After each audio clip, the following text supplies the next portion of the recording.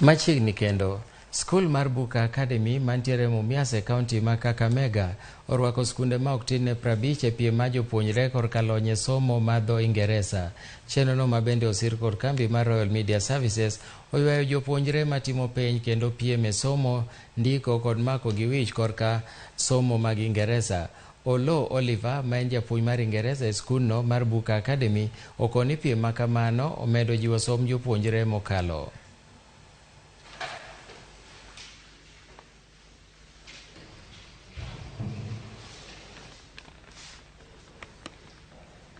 We've learned a lot. Right now, we have been interacting with various national markers for the various papers in English, and it's going really great. I'm really grateful for the sponsors. I'm grateful for everyone, and I'm happy to have come all the way from Kiambu County.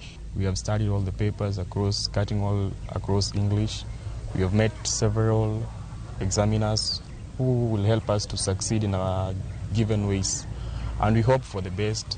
We intend to make it an event in which teachers and students are going to congregate to be able to share experiences, especially on the testing regime and the testing experiences that NEC once expects of candidates. We as Royal Media, we decided to partner with Buka Academy during this big event. It's an English contest, and you know, communication, we still need languages. Therefore, when Buka Academy appealed to us as Western Cluster and Radio Citizen with plus Royal Media at large to partner with them, we were glad to be part of this function.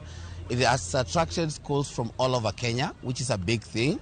And you know, we always talk about